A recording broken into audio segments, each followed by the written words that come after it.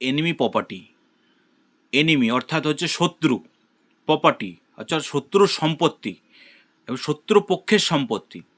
এবার এই enemy property নিয়ে এই নতুন সরকারের আমলে মুর্শিদাবাদে বেলডাঙ্গা সহ রাজ্যের বিভিন্ন জায়গায় নদিয়ায় সহ নোটিশ দেয়া হচ্ছে। নোটিশ কে দিচ্ছে? BL&LRO, block land and land revenue officer, যিনি হচ্ছেন একজন রেকর্ড কিপার। অর্থাৎ একজন বিএলআর অফিসে এই রেকর্ড নিয়ে, অর্থাৎ নতুন কারোর নাম চেঞ্জ হলো, কেউ দলিল করলো, তিনি হচ্ছে অনলি রেকর্ড কিপার। হতে পারে সেই প্রপার্টির একটা পার্ট, দেখা গেল একটা 10 শতকের যদি প্লট হয়, একটা প্রপার্টির একটা পার্ট, তার মধ্যে দেখা গেল 2 শতক এনিমি প্রপার্টির হওয়া উচিত। কিন্তু এক্ষেত্রে কি হচ্ছে, ইন্টেনশনালি হোক আর আনইনটেনশনালি হোক, বিএলআরও ওই 10 শতকে যদি 10 জন ওনার থাকে 10 জনের নামেই নোটিশ পাঠিয়ে দিচ্ছে।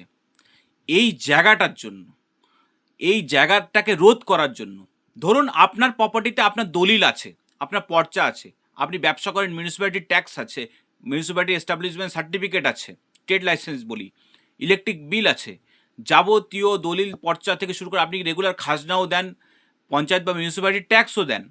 কিন্তু এত কিছু থাকা সত্ত্বেও দেখা গেল একটা অফিসিয়াল ক্লারিক্যাল মিস্টেক হোক বা কোনো অন্য কোনো এর পিছনে রহস্য থাকুক, যে কোনো কারণেই হোক আপনার নামে নোটিশটা এসছে।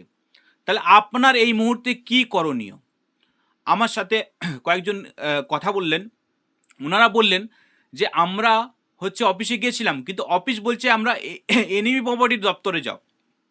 কিন্তু কথা হচ্ছে এইটা, এনিমি প্রপার্টির দপ্তর তো এনাদেরকে নোটিশ দেয়নি, নোটিশ দিচ্ছে BL&LRO অফিস। তাহলে সেই অফিসেই সেই অফিসারেরই জবাবদিহি করার এখানে প্রয়োজন আছে বলে আমি মনে করি।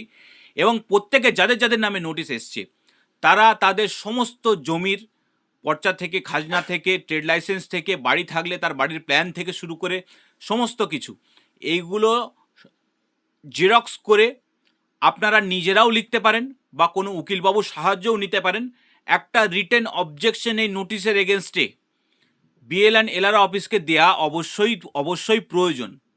যে আপনার যে বাড়িটা আছে, যে দোকানটা আছে বা যে ফাঁকা জায়গাটাও আছে, সেটা যেন অফিস যে আপনাকে নোটিশ দিয়ে জানিয়েছে যে অমুক ডেটে আপনার নামটা কেটে এটা custodian of enemy property of for ইন্ডিয়ার নামে নথিভুক্ত হবে, এটাতে আপনার অবজেকশন আছে। এবারে কথা হলো এটা যে আপনি যদি অবজেকশন না দেন তাহলে কি হবে? অবজেকশন না দেওয়া মানে হচ্ছে মৌনতায় সম্মতির লক্ষণ। এক্ষেত্রে হচ্ছে আপনি অবজেকশন দিচ্ছেন না, এর মানেটা এটাই দাঁড়াচ্ছে একটা অফিসিয়াল নোটিশের এগেনস্টে, যে আপনি চাইছেন, আপনি জানেন যে ওটা এনিমি প্রপার্টি, আপনি জবরদখল করে বসে আছেন।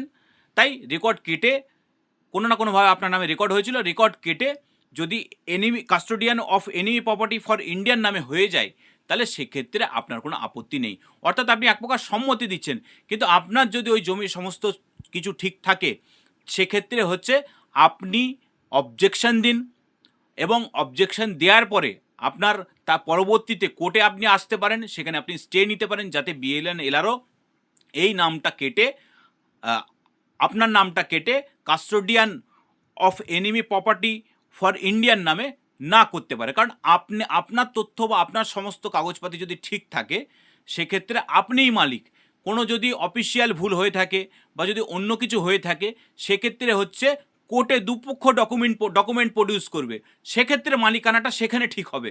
কিন্তু বর্তমানে রেকর্ডটা কাটা যাবে না, সেটার জন্য আপনি কোর্টের কাছে স্টে চাইতে পারেন। কিন্তু তারও আগে, সবার আগে আপনার দরকার হচ্ছে আপনার আপত্তি দেয়া।